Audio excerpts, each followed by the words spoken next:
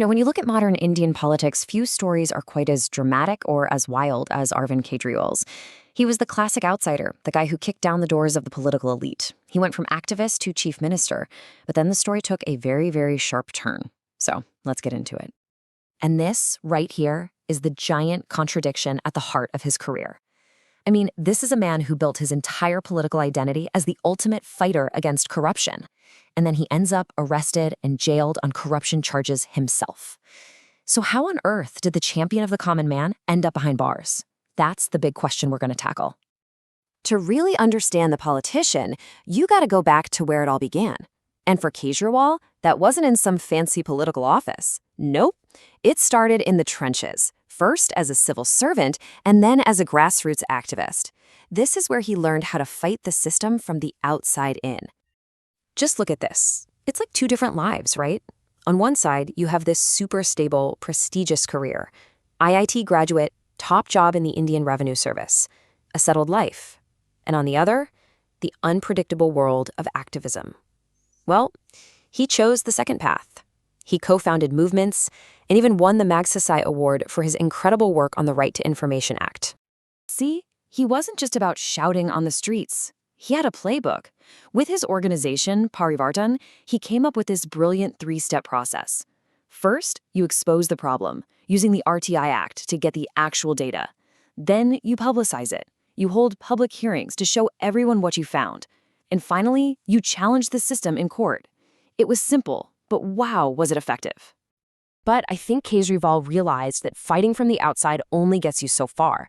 If you really want to change the system, you have to get inside it. And that decision to jump from activism into politics, well, it sent a massive shockwave through the entire establishment. So, in 2012, the Aam Aadmi Party, or AAP, is born. And the name says it all, right? The common man's party. It was a direct shot at the two big political players, promising a totally new kind of clean, honest governance. And then came their very first election in 2013. And they did something nobody thought was possible. They won 28 seats in the Delhi Assembly. 28! For a brand new party, that was unbelievable. It completely shook things up and led to a hung assembly. The common man was officially at the gates. I mean, just look at these numbers. It was a political earthquake. The BJP got the most seats, sure, but Kejriwal's little startup party was right on their heels. And the Congress Party, which used to dominate, was left way behind. The message was loud and clear. There was a new game in town.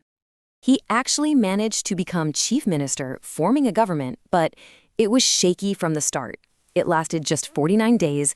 He resigned, very dramatically, when he couldn't pass his big anti-corruption bill. He even said later that quitting was a mistake.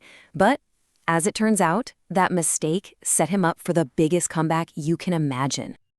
Yeah, that 49-day flameout, you'd think that would be the end of him, but it actually became this incredible political masterstroke.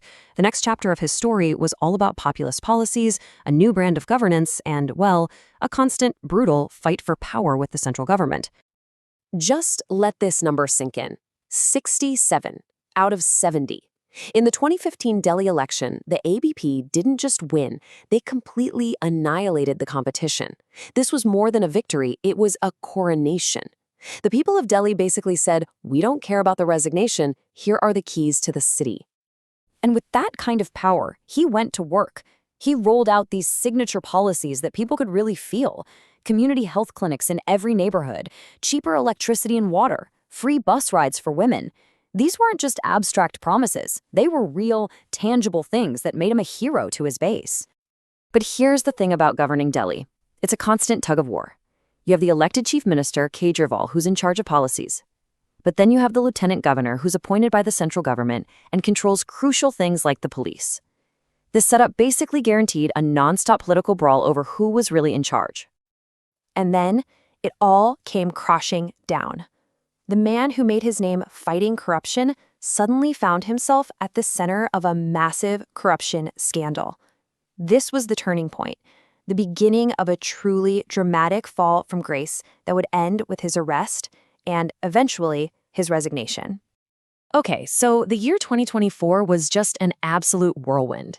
It starts on March 21st with his arrest. making him the first sitting chief minister ever to be jailed in India. He gets out on bail for a bit to campaign, but then he has to go back to jail.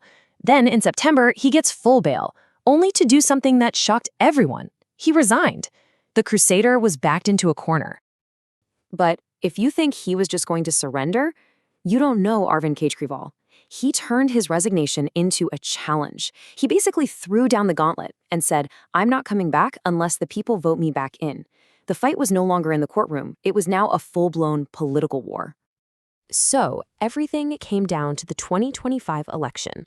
It was basically a referendum on his entire career. But this time, the comeback king's magic just wasn't there. The final result was a brutal blow, and it left his entire political future totally up in the air. And here's the number that really says it all. In maybe the biggest upset of the election, Kejriwal lost his own seat in New Delhi, a place that was his fortress for over a decade, by just over 4,000 votes. It was stunning. The man who stormed the castle had been defeated in his own backyard. This table tells the whole story, doesn't it? Look at those massive victory margins in the tens of thousands. And then, suddenly, a loss in 2025. It's the perfect picture of his incredible rise and his dramatic fall, all told through the votes in his own neighborhood. Now, the thing is, while the big corruption scandal was the final blow, it wasn't exactly out of the blue.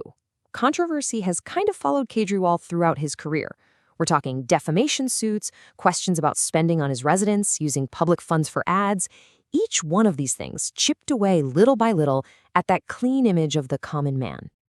So, where does all this leave us? Is this story a cautionary tale about how power can corrupt even the most idealistic people? Or is this just another setback for a political fighter who's proven time and again that you can never truly count him out? Only time will tell if there's one more comeback left in him.